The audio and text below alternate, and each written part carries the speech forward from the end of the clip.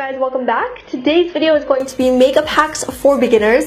I love making these kinds of videos for you and I hope you enjoy them as well. If you're a beginner, I hope it helps you out. So anyway, we're gonna jump straight into the video, and don't forget to subscribe to my channel if you haven't already, because I do upload 2 brand new videos for you every single week. So I hope you guys enjoy this video, and let's get started. Hack number 1 is to remember to apply your foundation before your concealer. So this is more of a tip, I guess, but it's really important because if you leave your under eye area bare, then you have more of a brightening effect when you apply your concealer. So hack number 1, make sure to apply your foundation all over your skin, including your neck area, but leave your under eye area bare. Another tip that I have for your foundation is to press the product onto your skin if you have blemishes or imperfections that you're trying to cover. So blending will give you more of a natural finish, but if you press the product in, it's going to conceal a little bit better.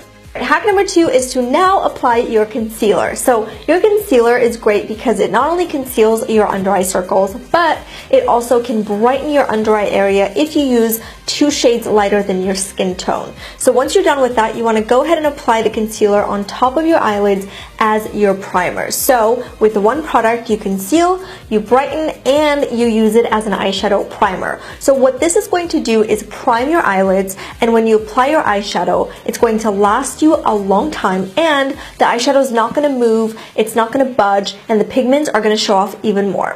Another foundation tip that I have for you guys may be a little obvious, but I'm telling you, this makes a world of a difference if you don't already know. You want to set everything in place using a setting powder. A lot of people make the mistake of using just any powder, and a lot of powders have coverage. So you don't want to use a foundation powder because that's going to give you more coverage, and then your under eye area will start to crease. So the powder that you want to buy is a setting powder. It could be loose, it could be pressed. My favorite setting powder is by Laura Mercier, and I personally prefer the loose, the translucent powder versus the pressed powder because I just think it gives you more of a natural finish.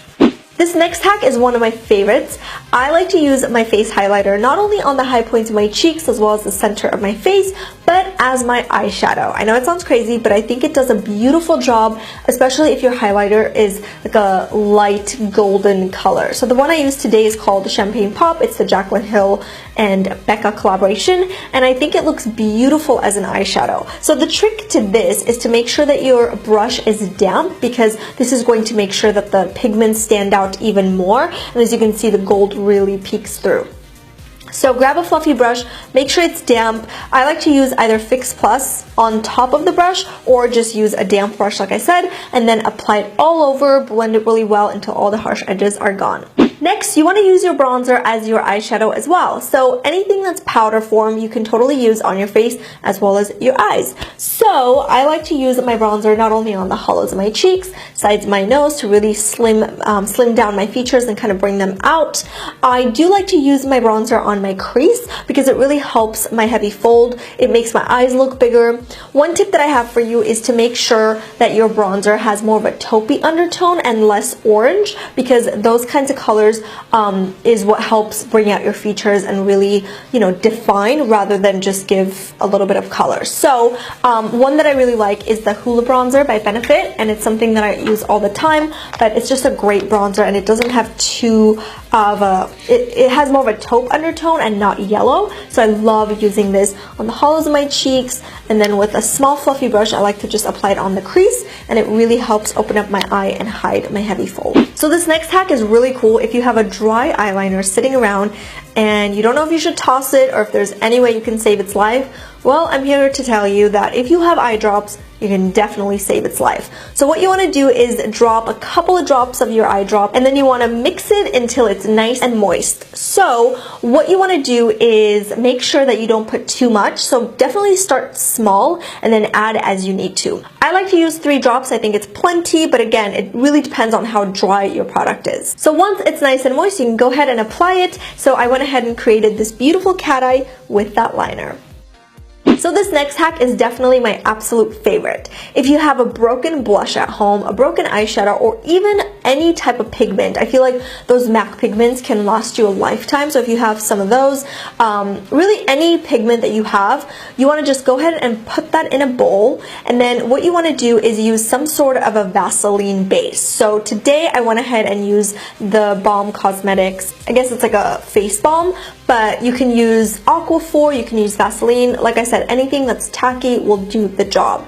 So then you want to go ahead and apply that. And then lastly, if you want your lips to appear bigger, then you can use a little bit of peppermint oil in there as well, and then mix it really well. And then now you have yourself a really hydrating and beautiful lipstick. I love it. I absolutely love this color actually, and I think it turned out really nice. So I need to figure out how to save this so that I can use it more often. Next, you can use your lipstick as your blush. Yep, you want to just make sure that you use a very small amount, and I like to just grab it with my fingers, make sure that I kind of test it on the back of my hand and take off a lot of the product. And then I do like to press the product on the apples of my cheeks because I think this gives you more of a natural finish, and then blend it until all the harsh edges are gone. And then you can go back with your bronzer and kind of warm it up a little bit if you want to, but I just love doing this sometimes, especially if I'm wearing a certain lipstick and I want it to match my blush. I'll just go ahead and use the same thing on my lips as well as my cheeks. So if you're not into making DIY lipsticks, don't worry, we can still use the peppermint oil and apply it in your favorite lip gloss, and that's going to give you a beautiful plumping effect on your lips. So in this case, I just went ahead and dropped a few drops into my favorite YSL lip gloss, and then I'm just going to go ahead and apply that directly on the lipstick. So that's it for this video. I hope you guys enjoyed it. If you did, give it a thumbs up. I hope that this helps you guys out if you're just starting out with makeup and want to experiment a little bit more. Yeah, so I hope you enjoyed it, and I'll see you guys in the next one. Mwah. Bye! What am I trying to say? Okay. You're starting, you know, to venture off into makeup? I think that's what you want to say. Okay, let's try that again.